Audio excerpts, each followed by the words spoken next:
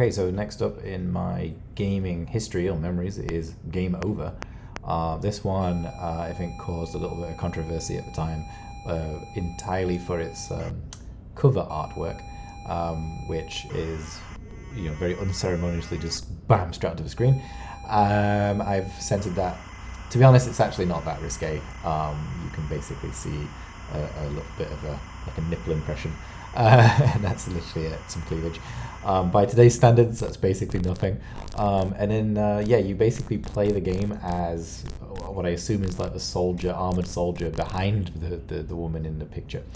Like a few of the games on this list, this is actually a game which I never actually owned.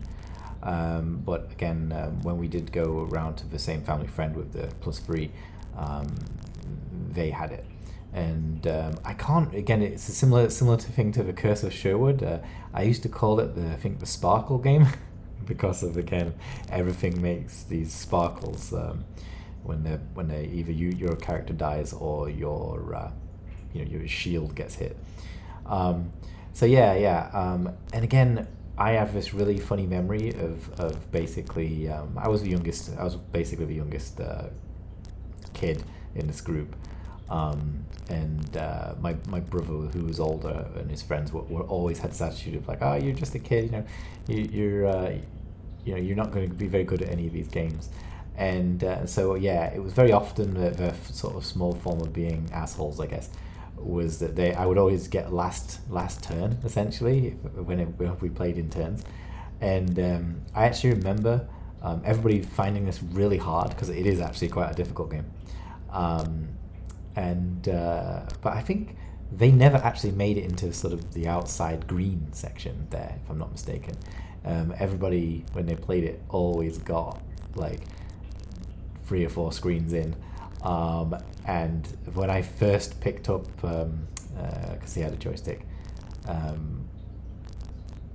for a reason, if his joystick control.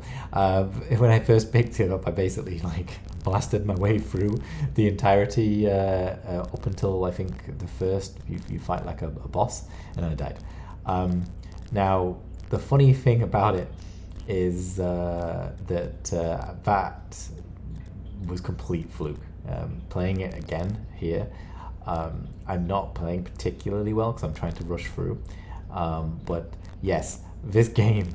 The power-ups are random, so it's not like every single time you play you can get a particular power-up.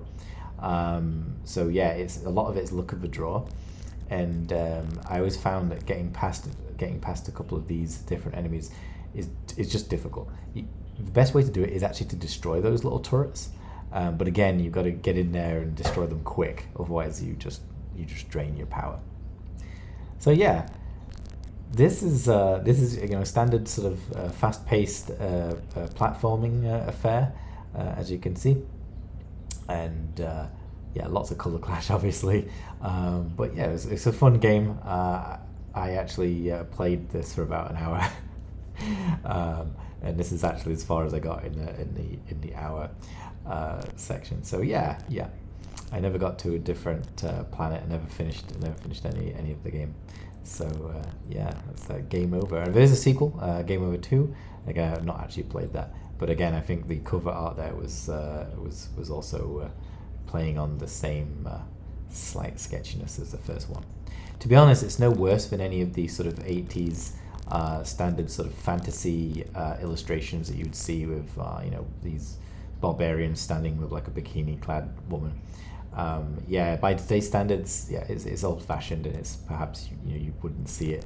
But then again, by today's standards in gaming, we also still have this like a rampant.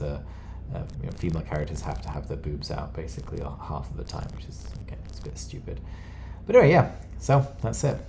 Game Over. It was actually a really good, fun game. You should definitely check it out.